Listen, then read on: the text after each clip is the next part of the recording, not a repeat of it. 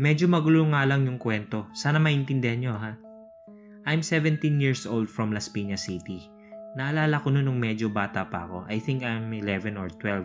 Meron kaming driver noon na medyo may kaidaran na. May kinento siya sa akin about Biringan City. So eto na. Kwento to sa kanya ng kapatid niya ha. Habang nagpapahinga daw ang kapatid niya sa bandang bukid nila, may isang napakagandang kotse niyang tumapat sa kapatid niya. May bumaba daw na sobrang gandang babae. Inalok daw siya kung gusto niya sumama sa bahay nito.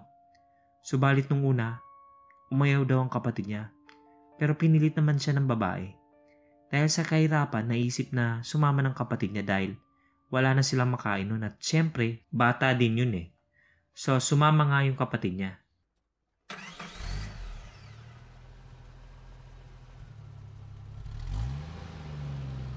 Seven years old lang yung bata eh.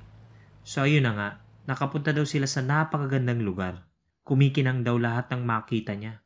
Sobrang ganda daw at magaganda at gwapo daw yung mga tao dun. Nung bumaba na sila dun sa bahay ng babae, pinakain daw siya sa napakahabang lamesa. Napakaganda daw ng bahay. Parang palasyo na kung saan puro ginto at iba't ibang alahas. Marami daw na pagkain na nakahain. Sige na, kumain ka na, sabi ng babae. Tumikim daw ng pagkain yung bata at sinabing, wala po ba kayong asin? Tanong ng bata. Pasensya na, ubusin mo na lang yan. Masarap naman, di ba? At tumango na lang ang bata. Pagtapos kumain, gustong-gusto na umuwi ng bata. Gusto ko na pong umuwi. Baka hinahanap na ako nila papa, sabi ng bata. At bigla naman sumagot ang babae. Bakit? Ayaw mo ba dito?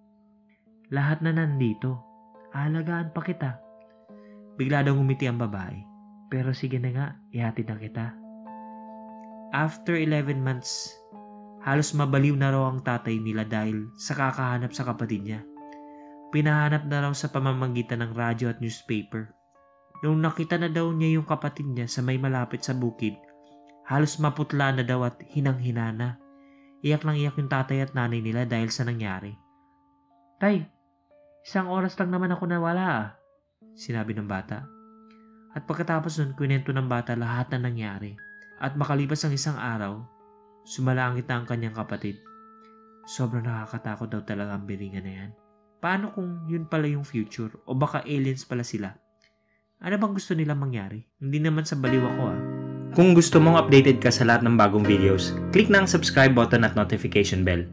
Maaari ka ring makatulong sa channel sa pagpunta sa Patreon page, yung link nasa description, kung saan pwede ka magpadala ng pera sa channel. Maski $1 or 50 pesos per month napakalaking tulong na po.